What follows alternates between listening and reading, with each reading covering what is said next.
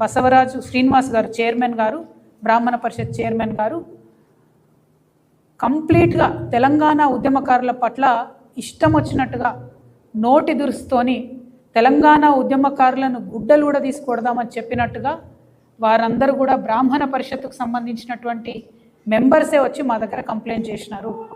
అంతేకాదు దళిత ఆడబిడ్డల్ని పట్టుకొని ఇష్టం వచ్చినట్టుగా ఒక కులాన్ని దూషిస్తూ ఈ బ్రాహ్మణ పరిషత్ చైర్మన్ బసవరాజ్ శ్రీనివాస్ గారు మాట్లాడినట్టుగా మా దగ్గర స్పష్టమైనటువంటి సమాచారం ఉంది.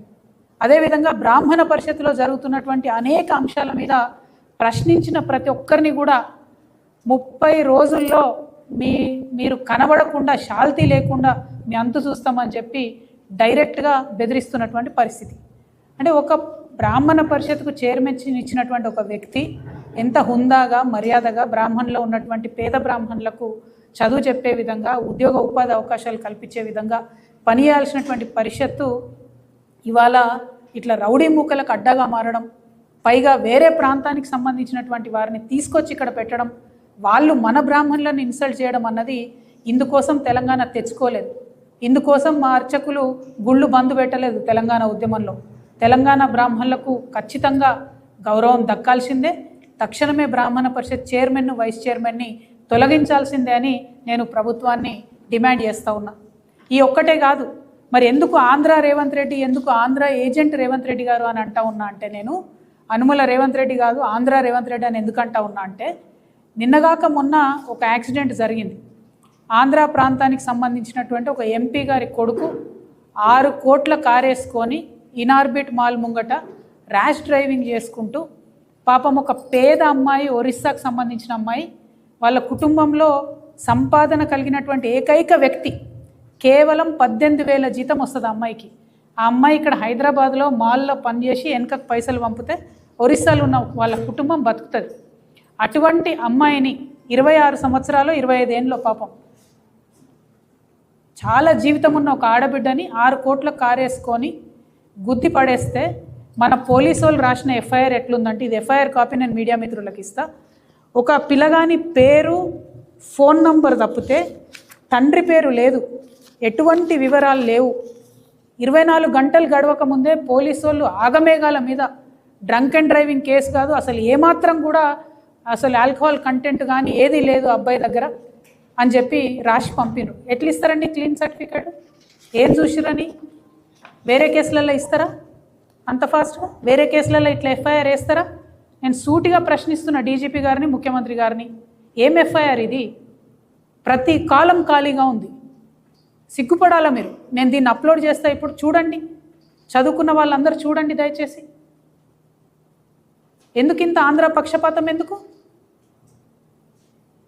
అదే మా బోధన్ ఎమ్మెల్యే షకీల్ కొడుకు ప్రగతి భవన్ ముంగట బ్యారికేడ్ని గుద్దిండండి. బ్యారికేడ్ని పంజగుట్ట పోలీస్ స్టేషన్లో ఉన్న 15 మంది పోలీసు వాళ్ళని సస్పెండ్ చేసిర్రు. 75 మంది పోలీసు వాళ్ళని పంజగుట్ట స్టేషన్ ఖాళీ చేసి వాళ్ళందరినీ కూడా ట్రాన్స్ఫర్ చేసిర్రు. ఆ పిల్లగాడిని విదేశాలకి వెళ్ళి పంపించి తీసుకొచ్చి ఇక్కడ అరెస్ట్ చేసిర్రు. ఎందుకు? మన తెలంగాణ ప్రాంతానికి సంబంధించిన ఒక ముస్లిం బిడ్డ అనా ఆ పిల్లగాడిని నాగమగం చేసింది? జీవితం నాశనం చేసిర్రు వాంది. నాకు తెలుసు ఆ కుటుంబం కాబట్టి చెప్తున్నా. నేను లండన్లో చదువుకున్న పిల్లాడు బ్యారికేడ్ని గుద్దితే నేనేమంటున్నా, తప్పు చేస్తే తెలంగాణ ఆంధ్రాన్ని చూడాల్సిన అవసరం లేదు.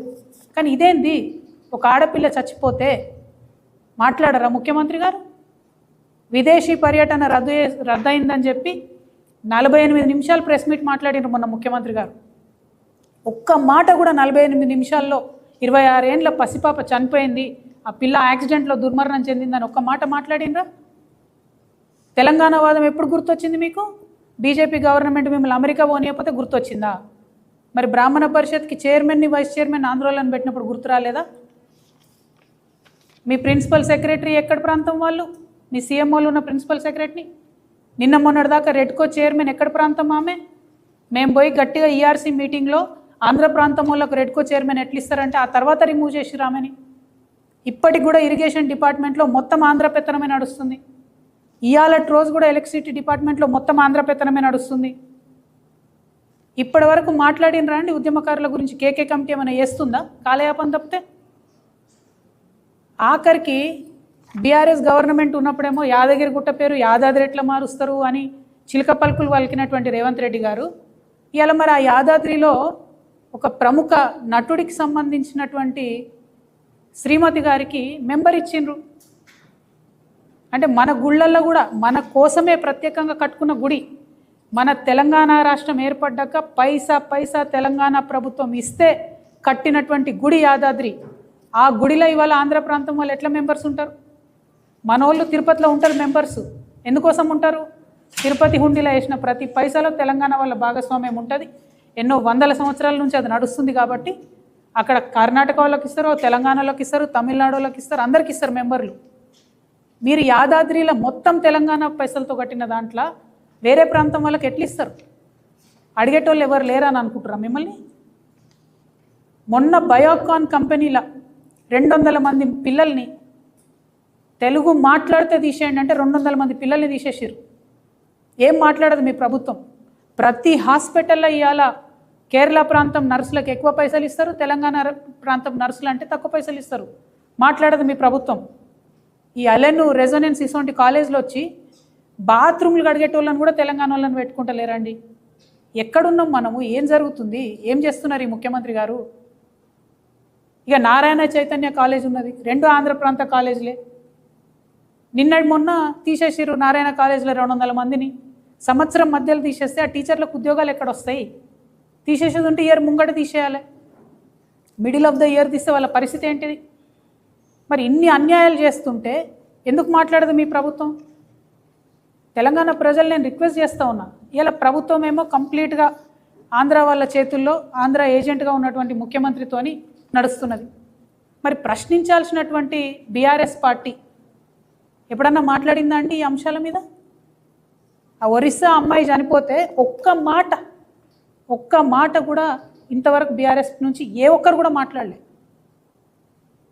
ఎందుకోసం? ఏం లాలూచి ఉంది? లండన్ లాలూచి ఇది. ఫ్రెష్గా నిన్నగాక మొన్న జరిగింది లండన్లో మీటింగు, దాని ప్రభావం ఏమో అని నేను అనుకుంటున్నా. దాని గురించి కూడా చెప్తా మీకు. నారాయణ చైతన్య కాలేజీలు వీటి మీద ఎన్నడూ కూడా మన బీఆర్ఎస్ పార్టీ నాయకులు ఎవరు మాట్లాడరు.